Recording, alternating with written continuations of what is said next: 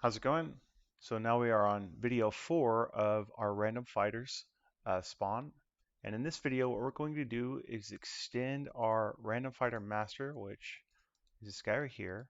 Um, and instead of our AI running to a waypoint, and then once it gets to that waypoint, they delete themselves, what we're going to do now is we're going to say once the AI gets destroyed by a player, then respawn a new AI so that it loops itself, right? So we have a new AI every single time the player destroys it. And this can be a great way to have a training scenario.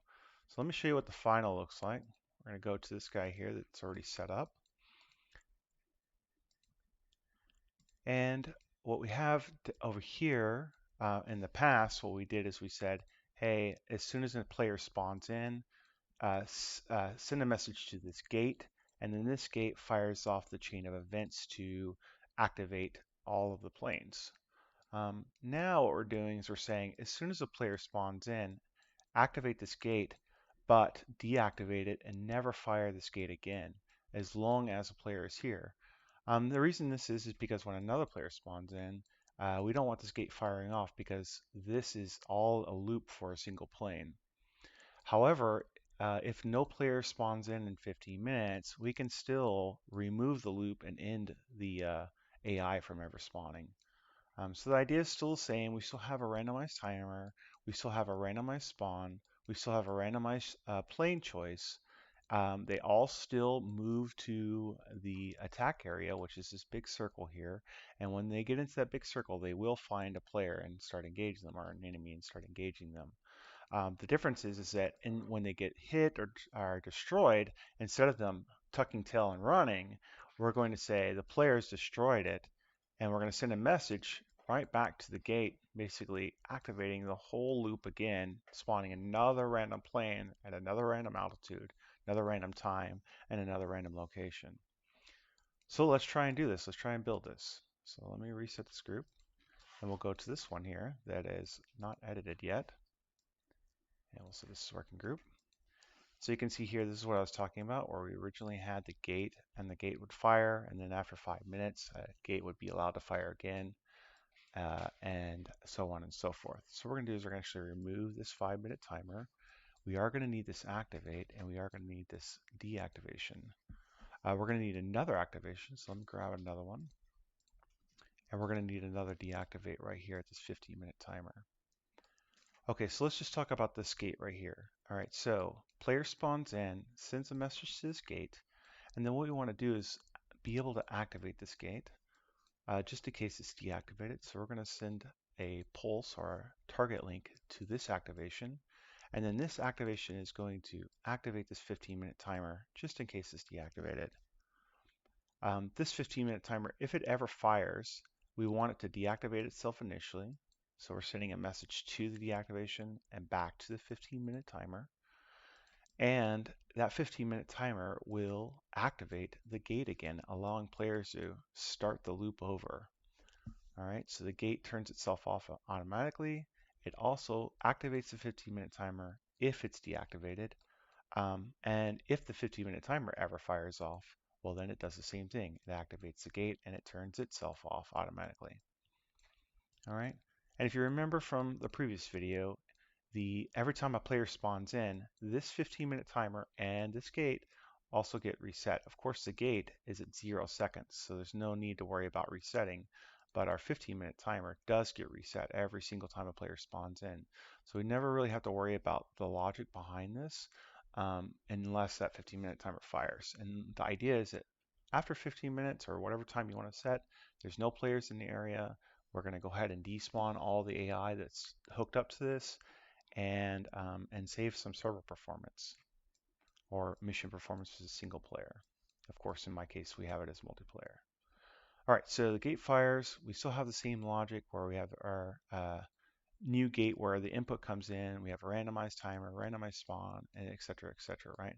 However, the difference is right here. If we look at just one of our planes here, our report types are on damage, on bingo plane, main gun, and on bingo fuel. So what we want is we don't want that happening. We don't want the player or the AI to get damaged and then spawn a new one. We want the plane to actually get destroyed and spawn a new one. So we're going to fix that. So what we're going to do up here is we're going to say this runaway waypoint. We're just going to hit the delete key. So I've selected it. I'm going to hit the delete key to get rid of it. This 3-minute timer we no longer need, so we can get rid of that as well. And this trigger delete is where we're deleting the AI planes. And if we look at the target link, so I'm bringing this back over here, you can see that it's connected to our 15-minute timer. So this is actually perfect, right? It'll get rid of the whichever plane is spawned in at the time. Remember, there's only one plane. It's randomly choosing one of these four. It'll get rid of that plane after 15 minutes if there's no other players. All right, but then we have this guy right here. And this guy, like I said, has our, let me go back to our advanced properties. It has our events table, and they are on damage, on bingo plane, on, on bingo main gun, and on bingo fuel.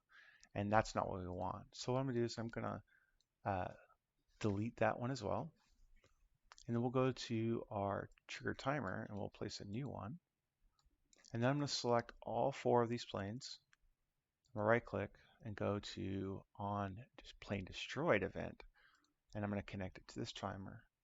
So now we're saying if the plane gets destroyed, send a message to this timer, and then this timer will send a message to the gate, basically restarting the entire loop to spawn one of these planes.